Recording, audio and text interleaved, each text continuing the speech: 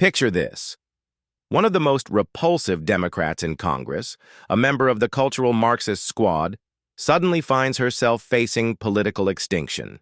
Not from scandal, not even from voters, but from the very redistricting process that she and her fellow Texas Democrats have been desperately trying to stop. Welcome to the unfolding political drama of Jasmine Crockett, and we're going to find out why her downfall represents something far bigger than merely the silencing of one of the most obnoxious, odious members of Congress. It signals nothing less than the downfall of the Democrat Party itself. Hey everyone, here to break down the latest chaos as the far left scrambles to slow the steady rise of a new conservative era across the globe. If you want a front-row view of how you're part of a movement reshaping the world in ways you may not even realize, hit that bell and subscribe. Representative Jasmine Crockett, the 34-year-old progressive firebrand from Texas's 30th Congressional District, has built her political identity around confrontation and controversy. From calling former President Trump a POS to her now infamous insult aimed at Marjorie Taylor Greene, Crockett has perfected the style of viral, combative political theater. Now, the very political structure she's often attacked is about to give her a serious reality check. The irony is hard to miss. As we've been covering for weeks, Texas Republicans have released a new congressional redistricting plan that would remove Crockett from the boundaries of her own district. Under this proposal, the representative who frequently lectures others on democracy will no longer live in the area she currently serves. That's right, Jasmine Crockett has been drawn out of her district. It's a political twist that could easily pass for a Hollywood script. At present, Texas holds 25 Republican and 12 Democrat seats in the U.S. House, a near 2-to-1 Republican advantage. The proposed map would increase GOP control to 30 out of 38 seats, giving them about 79% of the state's congressional delegation. What makes this even more notable is the reversal of roles it represents. For years, deep blue states like California, New York, and Illinois have engaged in aggressive, partisan gerrymandering with little pushback. But when Texas Republicans use similar strategies, it's suddenly labeled a constitutional crisis. The double standard is obvious. Crockett's reaction has been exactly what we've come to expect: charged rhetoric and overblown claims. She's labeled the map a hot mess, driven by Republican racism in Texas, employing every talking point from the progressive victimhood playbook. The truth is, her real concern is that her political brand, built on a carefully crafted image, is now facing actual consequences. For a clearer picture, compare Crockett's demeanor right after winning her seat to the more combative persona she's adopted recently. Early on, she spoke about being surprised by her nomination, describing herself as someone willing to step up when needed. Now, her public appearances are dominated by sharp attacks and theatrics. The contrast is striking, raising questions about authenticity.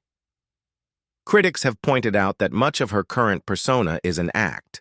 Reports highlight her private school education and comfortable upbringing, details that clash with her more recent self-presentation.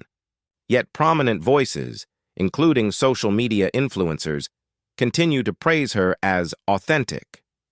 The reality, they argue, is quite the opposite. This situation mirrors a broader issue within the Democratic Party, which brands itself as the defender of democracy while, in practice, its members sometimes undermine democratic processes they claim to protect. That's why Crockett's predicament feels symbolic. Her personal political troubles reflect larger struggles facing her party. Mainstream journalism rarely addresses this directly. Too often, reporting is overshadowed by activism and narrative-driven headlines. That's why it's important to look beyond the spin. Democrats' current challenges are a case study in strategic missteps. Instead of building broad coalitions and appealing to moderates, they've leaned into ideological purity tests and confrontational tactics. Crockett exemplifies this approach, prioritizing social media moments over consensus building. The result? She's on the verge of being removed from the political map by the very voters she was elected to represent. This connects to a larger political trend known as de-alignment, visible across the Western world. Traditional parties, whether Democrats in the US, the Tories and Labour in the UK, or establishment groups in Italy and France, are losing ground as more voters feel disconnected from them. These parties often appear to defend elite priorities that have little to do with the public's main concerns. The Democratic Party, in particular, has embraced a set of woke cultural values championed by a cosmopolitan elite, values that increasingly alienate everyday Americans. This widening disconnect is a major driver of redistricting changes. These new maps aren't the result of racism or partisan trickery alone. They're a reflection of demographic shifts. Population movement over the past decade is reshaping political power. Census data and projections show blue states like California, New York, and Illinois losing seats due to outmigration, while red states like Texas, Florida, and Tennessee gain representation. The numbers are significant. Republicans could gain as many as 16 seats through reapportionment alone.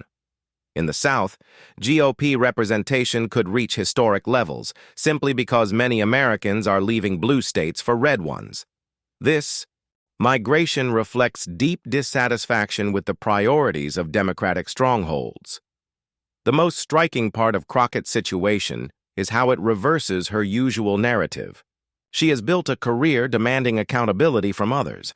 Now she's facing accountability herself through entirely lawful, democratic means. Texas voters have consistently chosen Republican leadership, and that leadership is redrawing maps to match political realities. If Crockett can't win in a district that mirrors Texas's actual voting patterns, the problem isn't the map, it's her message and perhaps the image she's built.